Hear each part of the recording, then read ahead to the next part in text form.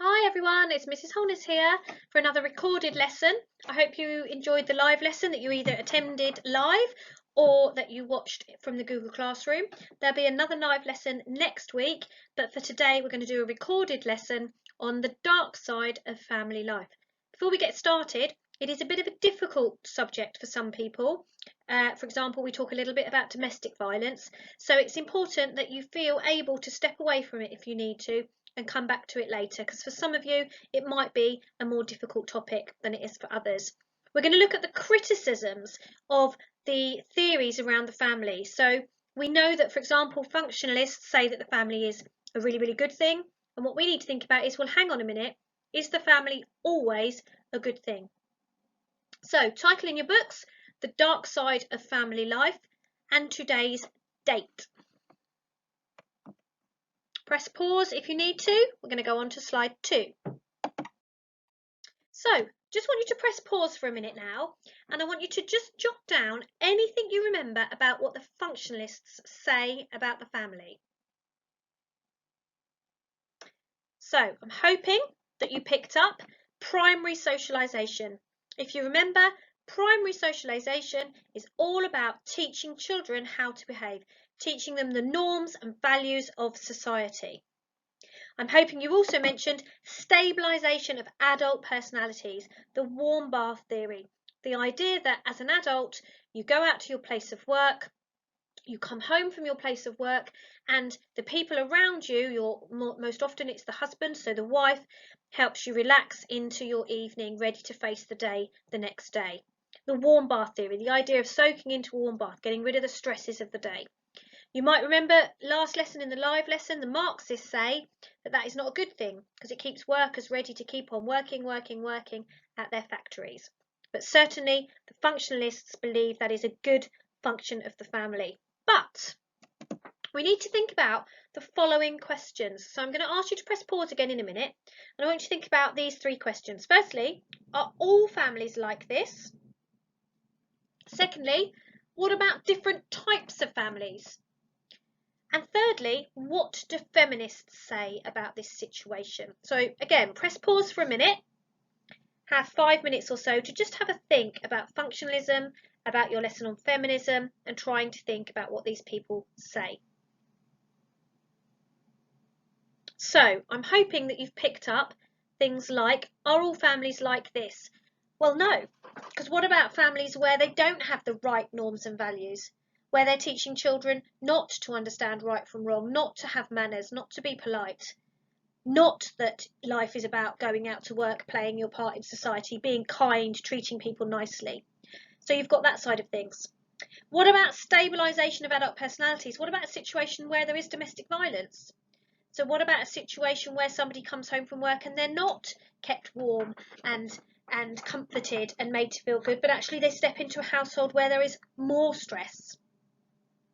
What about different family types? So stabilisation of personalities is all very well if there are 2 of you, but what about single parent families? What about people living on their own, singlehood? We know that singlehood is on the rise. So what about that? How are you going to get your relaxing from the stress and the strains of society and your daily grind at work if actually you go home to a house on your own? So hopefully you've picked up those couple of things. What about the feminists? So the feminists are going to say what we know. The feminists are going to say that men have it easy and life is really difficult for women. So what they are going to say is that stabilisation of adult personalities are assuming that man is the breadwinner and woman is the little one that sits at home looking after the family. So feminists are going to say that is wrong and life shouldn't be like that. But actually, also, is life still like that? Is it actually not particularly relevant today? Also, it's all for men's benefit. They would say this is all about men. So, a little few moments to write that down. Rewind me if you need to. See how much of that you collected and got right. Okay. Need to think about domestic violence. So we need to think about particularly now domestic violence. And what we need to be thinking about is this. So the Office of National Statistics say that 2 women are murdered every week in England and Wales by a current or former partner. Domestic violence then is abuse that happens within the home, nearly always man to woman, but not always. Could be physical, so in other words hitting. Could be sexual, so unfortunately we are talking sexual assault, we are talking rape and so on. Could be financial, so one way that happens is, for example, withholding money from somebody who's perhaps not earning as much, or even if they are earning, taking control of the finances, not letting them have the money that they need. Or it could be emotional, so making someone feel bad about themselves, calling them names, keeping them from seeing their own friends and family, keeping them from having freedom, being allowed to do hobbies and all those other things. So you can see straight away that the functions of the family there are not being met in a family where there is domestic violence. So what do people think about it? Functionalists, they ignore it. They don't have it. They are all about family being a very good and positive thing. Feminists say that this domestic violence is an example of men dominating women. If you haven't already got it in your glossary, and you should have, because we've talked about it a lot since September, this key word, patriarchy, really important. It's about society being dominated by men. The man is in charge. And feminists, what they say about domestic violence is that quite often now people are talking about it being a gender neutral crime. In other words, it happens to men, it happens to women.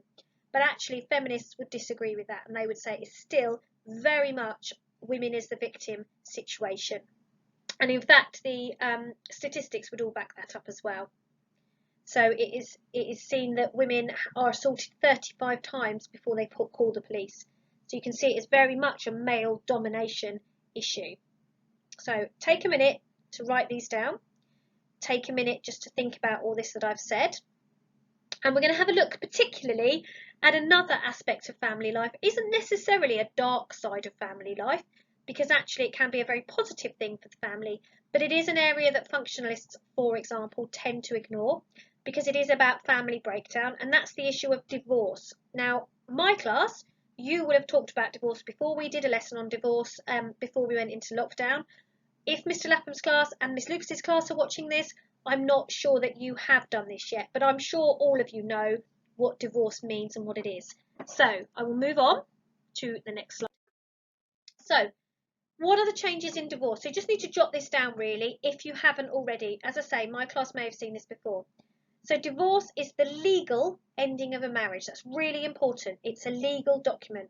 Marriage is a contract. It is a legal contract, and divorce is a legal breaking of that contract. The divorce rate has increased since the 1970s. It looks like 40% of new marriages will end in divorce. We know divorce is common now, but there was a new law in 1969 that came into force in 1971. Remember that date, you're going to need it in a minute. And the Divorce Reform Act, you need to learn this, the law that allowed couples to end their marriage if the relationship had broken down after 3 years. So you separate from your partner, after 3 years of that time, you can divorce them, no questions asked. You don't need to have a reason other than just it's broken down, whereas in the past, you had to have a reason. You had to say that it was because one of the partners had cheated on the other one or something like that. So I'll give you a minute, press pause again, jot those bits and pieces down. And what we're going to have a look at now is we're going to have a look at some statistics. So on the next slide, not this one, but the slide after this one, there is a graph. And you might remember that one of the things a sociologist has to do is analyse data. Remember, if it's a graph, we call it quantitative data, but you have to analyse graphs. And so on the next slide, and what you might want to do is print this out later. I'll put it, it's on a separate resource in your Show My Homework, or you might want to write these questions out, then look at the slide and answer them. So what I want you to answer, looking at the next slide, is roughly how many marriages were there in 1993? Describe the trend in marriage rates from 1953 to 2008. Then I need you to say what happened to the divorce rate since 1971 and why. And then, is this data reliable? And if so, why? If not, why not? So those are the questions I want to ask. So just press pause, have a little moment to write them down.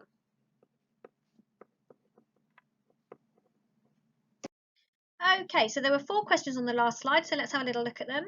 So question number 1, roughly how many marriages were there in 1993? So if you go along the bottom of your graph and go up to the yellow line, which is the marriages, you will see that in 1993 there were roughly 300,000 marriages. Question number 2, what's happened to the marriage rate from 1953 to 2018?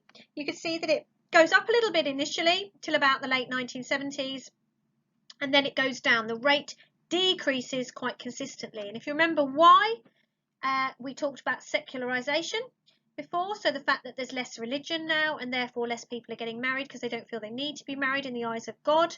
We talked about change of attitudes in the past, so we talked about how people don't feel the need to be married. It's okay to live together, it's okay to have children outside of marriage, and so on and so forth.